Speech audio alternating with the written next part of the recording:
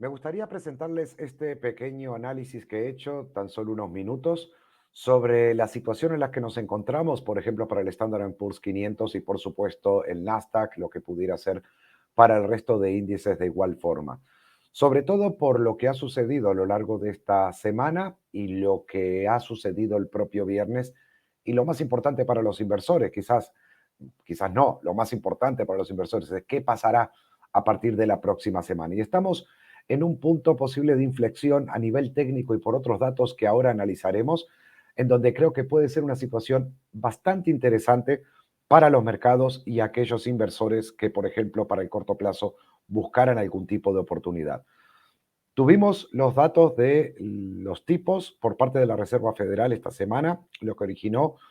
durante la notificación de los propios tipos, una vez que estaba descontado los 75 puntos básicos, un movimiento alcista en el intradía del Standard Poor's. Luego comenzó Powell comenzó con su conferencia de prensa, lo que nos llevó a lo que fue una corrección y posteriormente un pequeño rebote. Al día siguiente tuvimos al Reino Unido, en donde había anunciado esa inyección de capital, esa inyección de liquidez a los mercados, algo que originó que no solamente cayera Europa, sino de que cayera también el eurodólar bruscamente, junto a la libra dólar y por supuesto en la tarde también el mercado americano. Luego habíamos tenido un dato de PMI del manufacturero, el índice de producción manufacturero americano, que había salido bueno, pero por un motivo que habíamos comentado o una de las interpretaciones que habíamos realizado en negocios televisión también, sin embargo, no sirvió para que el mercado moviera al alza y buscara nuevamente niveles más bajos.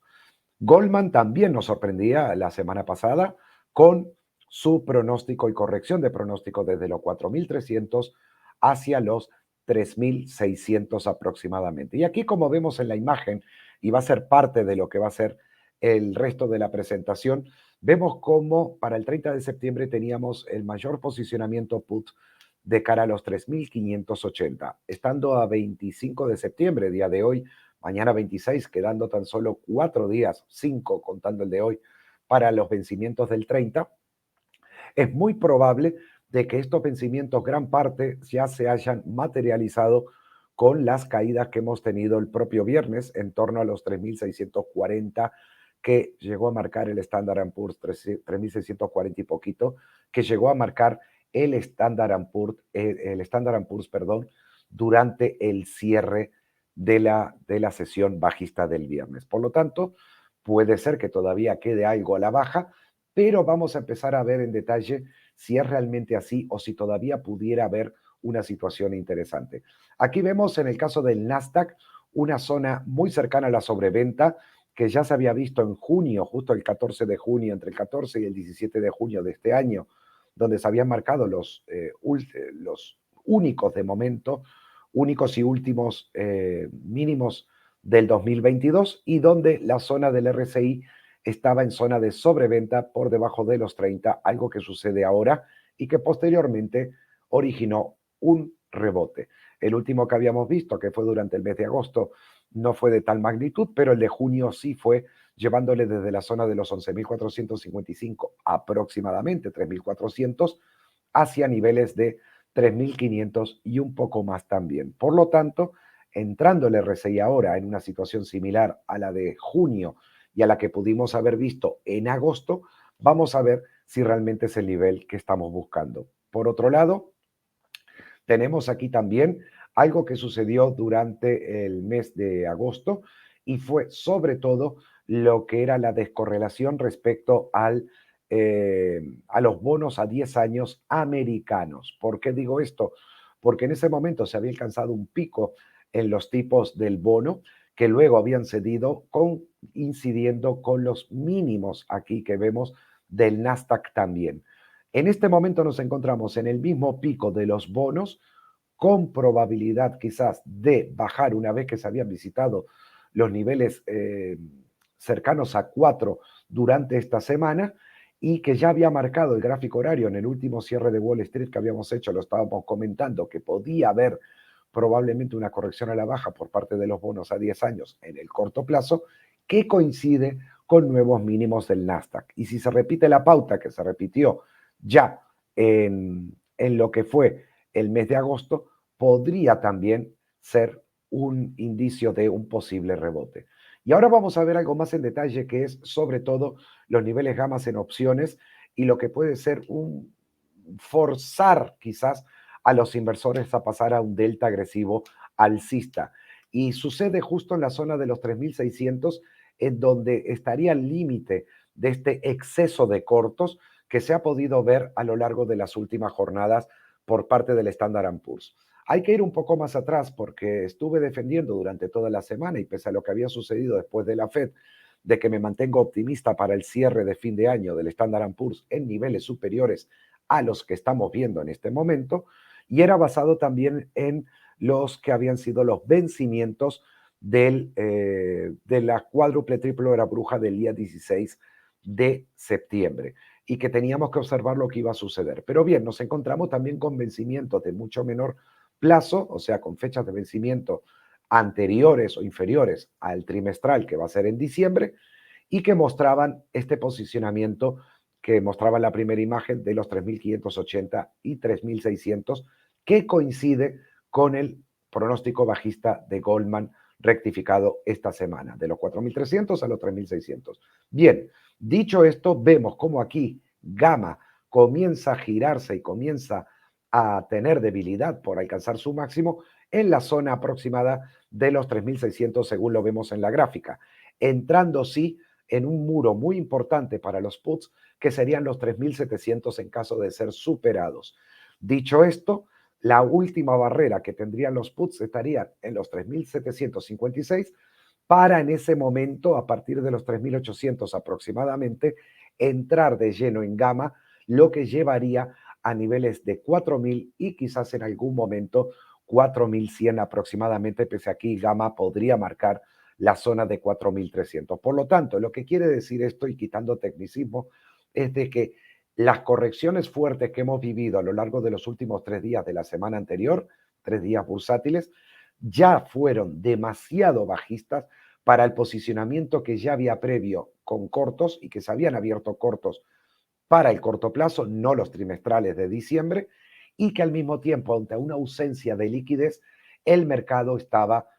sobrevendido nuevamente, como sucedió en agosto y como también en su momento advertí de este exceso de cortos y que había originado una cobertura de cortos. Y la cobertura de cortos es posicionamientos alcistas paralelos o lo que es el propio cierre de cortos que se realiza mediante compras. Y ya sabemos que por ley de oferta y demanda, si hay más presión vendedora, el precio va a caer, pero si hay más presión compradora para cubrir cortos, también el precio puede subir o rebotar, que es lo que queremos llegar a la conclusión final. Ahora nos encontramos en niveles de 20 del extreme fear, o sea, del miedo extremo. El 14 de junio, entre el 14 y el 15, llegó a tocar niveles de 16, 17. Por lo tanto, estamos a tan solo 4 puntos. Veremos si son suficientes para ser el detonante de este posible rebote para estos próximos días o esta próxima semana que nos queda para finalizar septiembre. También vemos aquí los picos últimos que hemos llegado a tener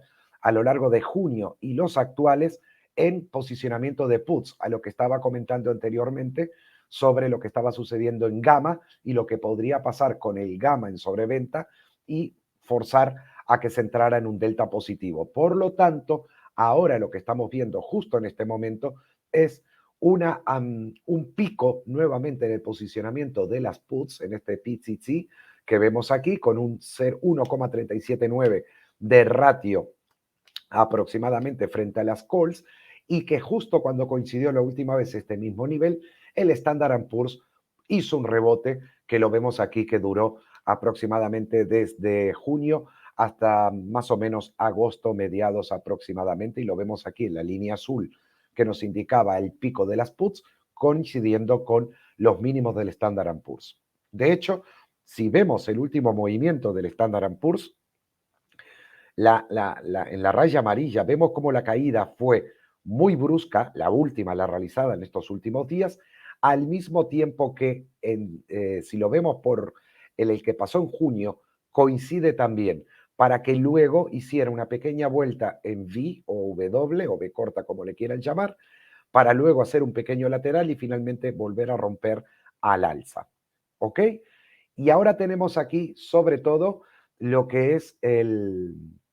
SP500 por debajo de los 30. Y es aquí donde lo vemos en zonas, la línea verde de abajo o azul nos estaría indicando las zonas de los picos de sobreventa que ha tenido y que tiene en este momento el RSI, que es un oscilador que muerde, que es el que mueve la fuerza relativa de la tendencia, y al mismo tiempo coincidiendo con la caída del Standard Poor's. ¿Qué suele suceder con un RSI en sobreventa? Pues o bien que se mantengan mínimos el Standard Poor's por estar en la propia sobreventa, o efectivamente ser el detonante o el indicador, pese a ser un oscilador, que nos diga de que estamos frente a un posible rebote por la propia sobreventa. Lo mismo ocurre cuando estamos en zonas de sobrecompra, o sea, en un rango entre 70 y 100 para un RSI que puede quedarse en ese nivel durante cierto tiempo, marcando una sobrecompra, posible techo en formación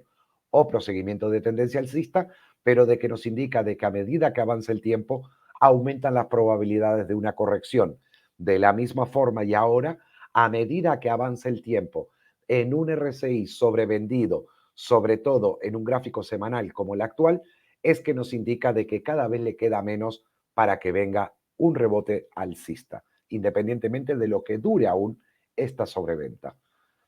Vemos ahora también un estudio de JP Morgan que había presentado y fue sobre todo el abandono a partir de 2021 por parte de muchos hogares en la renta variable, hogares americanos, norteamericanos que hacía el estudio, de lo que se iba perdiendo en renta variable. Significa de que muchos inversores privados allí en Estados Unidos se habían deshecho de posiciones en renta variable, a diferencia que los institucionales habían aumentado y también habían aumentado el posicionamiento bajista mediante los CTAs, o sea, y las cuentas o las posiciones, perdón, de los hedge funds también. ¿Qué quiere decir esto? Que se ve un poco la razón de la falta de liquidez por la parte de los retails, que habría que ver en qué momento, con los problemas de inflación que hay y el temor de recesión, volvieran a entrar al mercado, que sería también una ayuda de cara a la evolución de los precios de cotización de las acciones y por ende también de los índices. Y aquí vemos ahora sobre todo el mismo dato pero más en corto plazo y es el abandono de la renta variable a lo largo sobre todo ya de lo que fue marzo de 2022 aproximadamente, un mes después de haber comenzado el conflicto entre Rusia y Ucrania, por lo que ahora estamos en mínimos de ese abandono de lo que es por parte de los retails en la renta variable. Suele ser un indicador, en muchos casos, a favor de una nueva entrada en la renta variable por parte de los minoristas. Pudiera ser que viendo o esperando ahora un posible rebote que pudiera venir, este capital que ha estado saliendo a lo largo de los últimos meses y ya de 2021 pudiera ser, en menor magnitud al menos, una incorporación al mercado. Y aquí ahora vamos a ver sobre todo los posicionamientos bajistas de los CTAs, o sea, los posicionamientos a la baja que han tenido y que van un poco a la mano también de lo que habíamos comentado unas fotografías atrás, unas imágenes atrás, sobre gamma y delta. Y aquí es donde estamos viendo en este momento el exceso de posiciones bajistas por parte de las CTAs que coincide con marzo, coincide con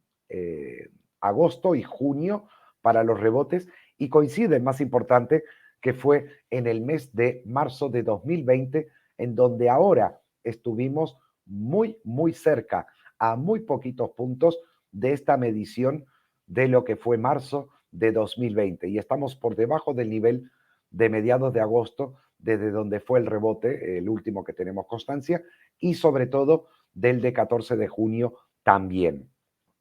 De momento pueden ser coincidencias, pero ahí están los datos. Por otro lado, estamos aquí en niveles de lo que es la medición para el VIX, en donde no estamos, en la medición del Standard Poor's también, que no estamos todavía en la zona de pánico, como sí sucedió en rebotes anteriores. Estamos en este momento en un nivel, o sea, de pánico extremo, sería en el primer círculo o primer óvalo o elipse arriba en color verde, la elipse de color verde abajo nos indicaría los tiempos de extrema calma, que es lo que puede preceder a la volatilidad bajista en el índice, y ahora estamos exactamente en el punto medio donde todo puede ser posible. Desde este punto medio podemos volver a la zona de calma, que sería rebotar el Standard Poor's, o efectivamente subir todavía para llegar a ese pánico extremo, digamos. Recordemos que el fear estaba en 20 y en junio llegó a estar en 16 antes del rebote, por lo que este es uno de los indicadores que de momento no es que fueran demasiado o sean demasiado concluyentes en este sentido. Y ahora vemos también algo que está sucediendo y es el VIX inverso junto al Standard Poor's en color lila y el VIX inverso lo tenemos en amarillo. O sea, al ser inverso el VIX, si va hacia abajo significa que sube y el Standard Poor's por consecuencia también cae. Pero es que ahora se están encontrando en un punto de inflexión y casi siempre en el pasado, si observamos eh, en semanas anteriores, podemos ver que cada vez que VIX y el VIX inverso y Standard Poor's se unen en este punto, sucede lo siguiente, y es que los dos vuelven a subir. ¿Qué significaría? Que el Standard Poor's rebotaría y que cedería el VIX en este sentido. O sea, comenzaría a retroceder en su precio que estuvimos marcando niveles por encima de 30 esta misma semana pasada.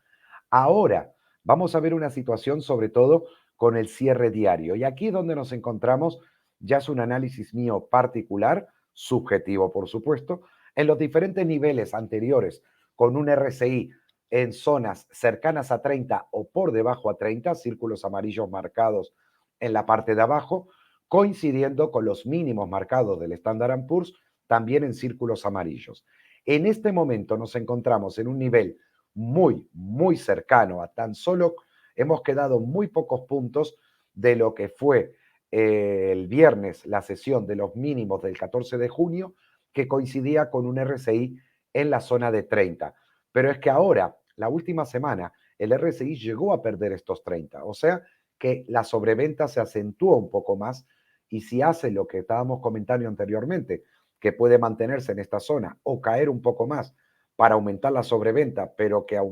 a medida que pasa el tiempo es más probable que venga el efecto contrario, tendríamos una zona que es, por un lado, la de Goldman de los 3.600, los 3.580 por el otro, en los vencimientos que estaban para finales de mes, que creo que gran parte han sido cerrados ya en beneficios, aunque hubiera sido a 60, 70 puntos, porque venían desde más arriba. Y de esto se puede deducir que si no perdemos la zona de los 3.590, ni tampoco la zona de los 3.560 aproximadamente que acabo de marcar en líneas azules debajo del cierre del viernes, y ya por último, si no perdemos esas zonas, es probable tener una zona de rebote cercana a los 3.900 y los 4.000 puntos. Ya veríamos si da para esos 4.200 que también podría marcar el objetivo del rebote. En caso de perderse estas zonas de soporte que acabo de marcar, estaría el último mega soporte, en donde ya realmente las probabilidades son muy, pero muy altas de un rebote fuerte al alza por parte del Standard Poor's y se situaría en torno a los 3.500 puntos, 3.480, entre 3.480 y 3.520 aproximadamente. Pero recordemos que sería un rebote de al menos 400 puntos para el Standard Poor's en caso de ser así. Al menos, puede ser más, pero como mínimo 400 puntos aproximadamente. Ahora vemos también lo que ha sucedido con el VIX en comparación al Standard Poor's a lo largo de los últimos meses y sobre todo a lo largo de los últimos días. En la línea azul vemos al VIX cómo ha marcado sus zonas de máximos, que también hemos comentado en cierre de Wall Street y en algunas intervenciones desde Negocios Televisión, en que qué pasaba si entraba en esa franja. Le he trazado un techo bajista a lo que puede ser con una flecha de color rojo, a lo que puede indicar hasta dónde podría aún el VIX subir en caso de seguir haciéndolo, aumentando la sobreventa del Standard Poor's, y marcando por otro lado arriba el gráfico lineal, o sea, sin mínimos y máximos, tan solo con precios de cierre, a diferencia de velas, barras u otro tipo de información del gráfico, que nos indica que coincide con la zona del soporte que acabo de mencionar en las últimas imágenes. Por lo que podría quedarle algo al VIX todavía de subida, pero de momento puede también haberse quedado aquí como primer parada para dar pie a este posible retroceso para el VIX y por ende aumento, sobre todo por lo mostrado anteriormente, que fue el encuentro del VIX inverso con la caída del Standard Poor's. Y aquí ya, por último, es una de las señales justo que utilizo con mi estrategia también, en horario sobre todo para el Standard Poor's, en donde me está indicando la parte baja, aquellos del día 28 que asistan al webinario lo podrán ver en directo y entender mejor. La parte de la línea, el círculo blanco último que vemos abajo, me indica solo una cosa, que estamos frente a un movimiento fuerte que va a venir en el Standard Poor's. No me está definiendo la dirección, me está diciendo solamente de que es un momento idóneo que precede un movimiento fuerte para el Standard Poor's, que puede ser en cualquier dirección, al alza o la baja. Por lo tanto, es un filtro muy importante para evitar entradas en laterales, como aquí a la izquierda o en la zona media me iba indicando de no hacer nada. Por otro lado, el MACD lo tenemos en zona de mínimos, en horario siempre, y con un inicio de cruce que hizo el viernes de cara a lo que fue el cierre de la sesión. Y por último, el cruce de las medias que he programado ya desde hace 4 años, que están a punto también de cruzar al alza, al mismo tiempo que tenemos una vela estilo, no alcanza a ser un hammer o martillo, sí esta otra anterior, pero que han hecho un suelo con vuelta en V en gráfico horario. A su vez con una vela muy importante alcista, otra más pequeña, pero ya porque terminaba la sesión. Esto me indica que va a haber un movimiento importante, fuerte, al cabo de las próximas jornadas de la próxima semana, del día de mañana que comienza el mercado nuevamente, y al mismo tiempo me está indicando que quizás en caso de ratificarse este giro al alza del MACD y al mismo tiempo del cruce de medias, que efectivamente podría ser al alza. Primer objetivo a alcanzar, estaríamos hablando de los 3.800 aproximadamente y la zona de protección nuevamente los 3.640 para las indicaciones que me están dando la estrategia. Aquí hay dos ingredientes que he quitado de la estrategia y que es la volatilidad y la medición en ATR que me daría para el posible objetivo real, que de hecho está un poco más arriba. Espero que les haya gustado el análisis a toda la audiencia. Espero que les sirva al menos para sacar vuestras propias conclusiones y el único que quita y da razones será solamente el mercado y en este caso será única y exclusivamente la cotización del Standard Poor's a lo largo de la próxima semana. Buen fin de semana y feliz semana, feliz comienzo de semana a partir de mañana lunes. Nos vemos.